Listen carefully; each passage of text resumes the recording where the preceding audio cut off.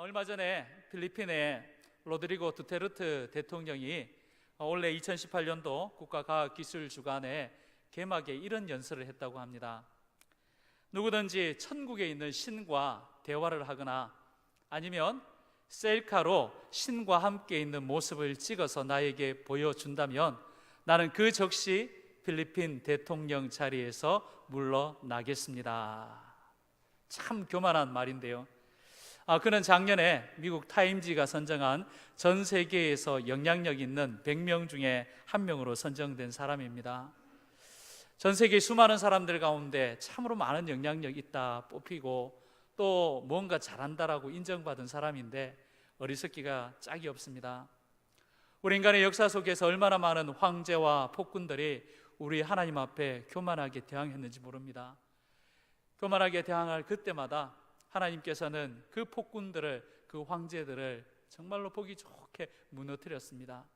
개인의 인생이 완전히 무너지고 또 그가 통치하고 있던 제국이, 나라가 한순간에 다 무너져서 역사적인 흔적 없이 다 사라져 버렸습니다. 이런 역사의 교훈이 있는데 필리핀의 대통령은 그것을 아는지 모르는지 듣지 못했는지 모르겠지만 참으로 어리석고 바보 같은 그런 짓을 했습니다. 한 나라의 대통령으로서 공공연하게 하나님을 향해 적대하는 어리석음, 참 어리석은 바보입니다. 오늘 1절의 말씀을 보면 어리석은 자는 그 마음에 이르기를 하나님이 없다 하는도다. 어리석은 자입니다. 참으로 어리석은 자입니다. 하나님이 없다, 하나님이 없다. 그 마음에 그렇게 규정을 하고 입으로 말하는 사람은 어리석은 자입니다. 여기 나오는 어리석은 자는 히브리 말로 나발이라고 합니다. 나발하면 딱 기억이 나시잖아요. 사무엘상 25장에 다윗을 업신여겼던 그 큰 부자, 다윗이 추수 때가 되어서 종들을 보내어서 우리도 함께 그 추수를 즐거워할 수 있게 해주십시오 부탁했을 때 그 부자가 어리석게 말합니다. 다윗이 누군가? 이새의 아들이 누군가? 요즘에 주인에게서 도망쳐 나온 종들이 많다는데 그 종이 아닌가? 내가 어떻게 나의 추수하는 종들을 위해서 준비한 음식과 물과 또 잡아놓은 고기를 그 이름도 모르는 사람한테 줄 수 있는가? 그래 돌려보냈을 때에 다윗이 자기의 군사들을 이끌고 칼을 차고 그 집을 찾아올 때에 아내 아비가일의 기지로 인하여서 그렇게 큰 그 살육은 일어나지 않았지만 나중에 그의 아내가 그에게 이런 일이 있었는데 다윗이 이렇게 돌아갔습니다 라는 말을 듣자마자 그 사람은 마치 돌과 같이 굳어져서 한 10일 후에 하나님이 치셔서 그 자리에서 죽고 맙니다. 그 남자의 이름이 바로 나발입니다. 어리석은 사람.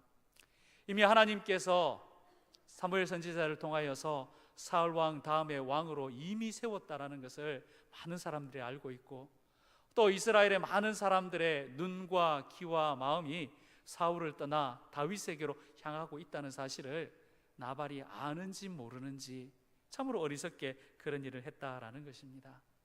어리석은 자들은 하나님을 모른다 합니다. 하나님은 없다 합니다. 그래서 어리석은 사람입니다. 그리고는 아무것도 보이지 않는 것 같습니다. 자기가 잘하는 줄 압니다. 자기가 올바른 줄 알고 자기가 학식이 있는 줄 압니다. 자기가 똑똑한 줄 알고 상식적이고 또 효율이 있는 줄 압니다. 그러나 하나님 보실 때에는 1절 중반부에 있는 말씀처럼 다 부패한 인생들일 뿐입니다. 썩은 겁니다. 냄새나서 버려야 되는 겁니다. 이미 부패했기 때문에 먹을 수가 없습니다. 아까워도 버려야 되는 겁니다. 봄이 되면 우리 진주는 참 좋습니다. 꽃들이 참 많습니다. 벚꽃도 있고 각양 꽃들이 얼마나 많은지 참 좋습니다. 그러면 안 되지만 꽃이 너무 예뻐서 그 있는 꽃을 한 송이 딱 꺾어 와서는 책상 앞에 물컵에 딱 담아 놓으면 한 이틀 보기는 좋습니다. 한 이틀 보기는 좋은데 한 이틀 지나면 꽃잎도 시들시들해지고 또 한 이틀 좀 더 지나면 담아놨던 컵에 물도 뿌옇게 바뀌는데요. 그러면 냄새가 나고 또 썩고 해서 갖다 버려야 됩니다. 또 요즘 같은 여름철에 어릴 때 생각을 해보니까요, 김치나 깍두기나 이렇게 먹다가 냉장고 제대로 안 넣어놓으면요 한나절만 지나면 쉬어버려서 막 냄새가 나고요, 그것도 제대로 또 안 챙기면 하루나 이틀 지나면 그게 안에서 벌레까지 생겼던 그런 기억이 있습니다. 상한 것, 부패한 것은 버려야 됩니다. 왜요? 이미 상하고 부패했기 때문에 다 버려야 됩니다. 바로 하나님을 없다 하는 사람, 그 사람의 마음이, 그 사람이 부패했기 때문에 하나님께서는 그거 다 버려야 된다 말씀을 하십니다. 그러나 하나님께서 2절 3절에 보시면 세상을 쭉 살펴보십니다. 여호와께서 하늘에서 인생들을 굽어 살피사 지각이 있어 하나님을 찾는 자가 있는가 보려 하신즉, 하나님께서 다 살피십니다. 마치 하나님께서 사람처럼 이렇게 허리를 숙여서요, 한 이곳저곳을 살피시는 그 모양으로 표시가 되어 있습니다. 또 언뜻 생각하면 사람들은 이렇게 한번 쳐다봐도 놓치는 것이 많습니다. 한번 쭉 살펴보다가 그냥 놓치는 게 많고 빠지는 게 많습니다. 근데 하나님은 절대 그렇지 않습니다. 하나님은 천지에 충만하신 분이십니다. 우리가 살고 있는 모든 곳에 다 충만히 계시고, 또 하나님께서는 가까이 계신 하나님이시기 때문에 놓치지 않고 우리의 모든 것을 다 보시는 것입니다. 요나서의 요나가 하나님 말씀을 불순종하고 하나님 가라 하는 방향의 반대쪽으로 도망갈 그때였습니다.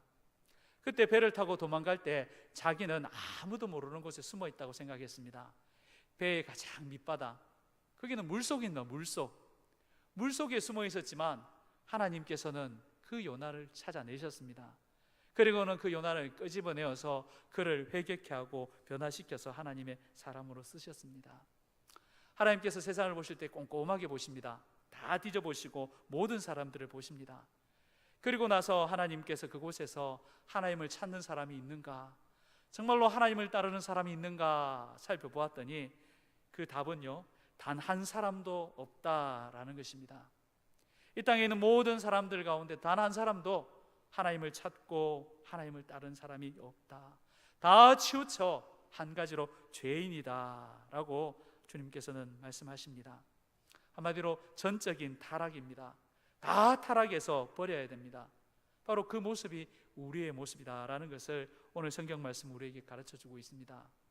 동시에 하나님께서 이 땅에 있는 악한 자들을 꼼꼼히 한번 살펴보시니까요, 그 악한 자들 가운데 하나님의 백성을 향하여서 못된 짓을 하는 사람들이 있습니다.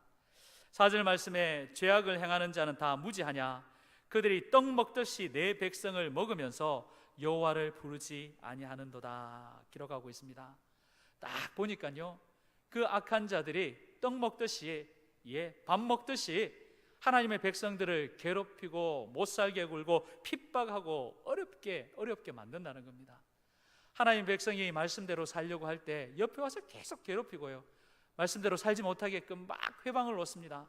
어떨 때는 고난을, 어떨 때는 핍박을, 어떨 때는 생명까지 이렇게 위태하게 만드는데요, 우리나라 역사를 보면 특히 기독교가 들어오고 얼마나 많은 어려움이 있었는지요.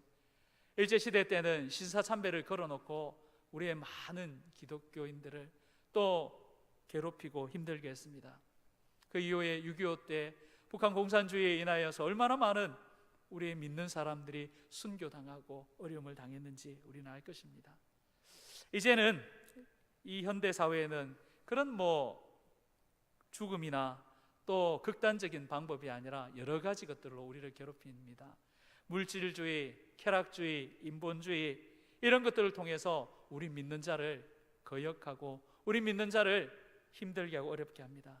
세상에 높아진 이념과 사상들로 우리를 유혹하고 우리에게 하나님을 배신하고 나와 같이 이 좋은 세상 한번 즐겨보자, 나와 같이 인생의 욕심을 한번 누려보자, 눈이 밝아져서 하나님같이 한번 되어보자, 과학의 힘으로 이 모든 것을 한번 따져보자, 육체의 만족을 누려보자 하면서 우리를 유혹하고 우리를 공격합니다. 이런 참 어려운 시대에 우리가 어떻게 할까요? 그런데 분명한 것은 우리 믿는 사람들은 그 앞에서 주눅들 필요가 없다라는 사실입니다. 왜냐하면 5절부터 7절의 말씀을 보면 하나님께서 그 악한 자를 다 심판하시고 믿는 자에게 복을 주시며 보상해 주신다라고 기록해 두셨기 때문입니다. 악한 자를 어떻게 심판하시는가? 그러나 거기서 그들은 두려워하고 두려워하였으니 라고 기록하고 있습니다. 여기에 그들은 하나님을 모른다고 했던 그 악한 자들입니다. 믿는 자를 괴롭혔던 그 악한 자들입니다. 그들이 두려워합니다. 왜요? 하나님의 권능이 나타나면 자기들은 이미 부패한 쓰레기이기 때문에 버려진다는 것을 알기 때문에 두려워하고 있습니다. 쓰레기 취급받습니다. 쓰레기는 버려야 됩니다. 옆에 두면 금방 병균이 끓고 또 막 온갖 좋지 않은 것들이 막 일어나기 때문에 쓰레기는 빨리 치워야 됩니다. 치우고 나서는요, 그걸 한 대 모아 놓으면 완전 거기에서 온갖 더러운 것들이 들끓기 때문에 불태워 버려야 됩니다. 그래서 두려워 떠는 것입니다. 자기들이 하나님을 대적하여 큰 소리는 치지만 그들의 마지막을 압니다. 지옥불에 던져져서 불타고 그 가운데 영원한 형벌 받는 것을 알기에 두려워 떠는 것입니다. 그러나 우리 하나님의 백성은요, 5절, 6절, 7절의 말씀을 보면 하나님께서 함께 계셔 주십니다.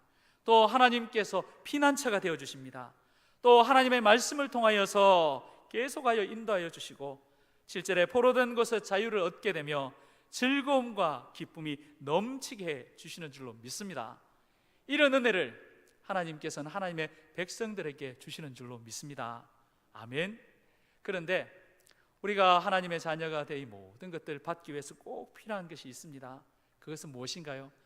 앞에서 살펴본 것처럼 하나님께서 이 땅의 모든 것을 두루 살펴보실 때 모든 것이 부패했다, 모두가 한 가지로 치우쳐 하나님을 찾지 않는다라고 진단을 하셨습니다. 모든 사람이 부패되었습니다. 안타깝게도 하나님의 백성들도 부패가 되었습니다. 참으로 안타까운 일인데요, 하나님의 자녀들도 이 땅 가운데 태어나면서부터 가지고 있는 원죄가 있습니다. 또 이 땅 가운데서 살아가면서 알게 모르게 짓는 그런 자범죄가 있습니다. 그로 인하여 우리도 죄인 가운데 한 사람인데요, 물론 세상 사람들하고의 죄를 비교하면 우리의 죄는 아주 작은 죄일 겁니다. 어떻게 세상 사람들의 그 무지막지한 죄하고 우리의 죄를 비교할 수 있겠습니까? 그렇지만 하나님 말씀하십니다. 죄의 삭은 사망이요. 아무리 작은 죄도, 아무리 이거는 뭐 큰 거 아니야 라고 할 수 있는 죄도 하나님 보시기에 사망이다라는 것입니다. 작은 죄도 그냥 놔두면 사망에 이르게 되는 것입니다. 그래서 하나님께서는 하나님이 선택하신 이 하나님의 백성들을 구원하시기 위해서, 또 구원한 이후에 하나님이 주실 이 복을 주시기 위해서 이 땅 가운데 예수님을 보내주셨습니다. 예수님을 보내주셔서 우리에게 구원의 길을 열어주셨고, 우리 모두가 복받으며 축복 가운데 주님이 주시는 모든 것을 얻으며 살 수 있는 그 길을 활짝 열어주셨습니다. 로마서 6장 23절의 말씀에 죄의 삭은 사망이요 하나님의 은사는 그리스도 예수 우리 주 안에 있는 영생이니라. 아멘. 하나님의 자녀된 우리가 이 세상 가운데에서 구원을 받으며 하나님이 주신 복을 받으며 또 우리를 대적하는 악한 세상 모든 사람들 앞에서 이렇게 구원을 받고 자유를 얻고 복을 받을 수 있는 것은 바로 예수 그리스도 믿는 우리의 믿음인 줄로 믿습니다. 예수님을 믿는 믿음, 이 믿음이야말로 우리가 모든 것을 얻는 마스터키입니다. 하나님께서는 두 눈을 뜨고 오늘 계속하여 보고 계십니다. 이 땅 가운데 하나님의 백성이 누군가, 이 땅 가운데서 약속하신 이 모든 복을 받을 사람이 누군가, 그 사람은 바로 예수 그리스도를 믿는 사람이요, 예수 그리스도의 심장이 있는 사람이요, 예수 그리스도의 영이 있는 사람이요, 또 예수님이 주신 그 십자가를 지고 예수님을 따라가는 사람인 줄로 믿습니다. 말씀을 정리하겠습니다. 하나님의 관찰하시는 눈은 이 세상 모든 것을 바라보십니다. 그리고는 그곳에서 악인과 또 예수 그리스도를 믿는 하나님의 백성을 구별해내십니다. 그리고 악인은 부패하였다 하여서 버리십니다. 불에 태우십니다. 그러나 예수 그리스도를 믿는 하나님의 백성은 오늘 약속하신 모든 것들을 다 받는 상속자로 삼아 주십니다. 오늘 이 밤에 바로 우리가 예수님을 믿는 믿음으로 더욱더 굳게 서서 우리 주님이 주시는 모든 복들을 다 누려 얻으시는 우리 모든 성도님 되시기를 기도하겠습니다.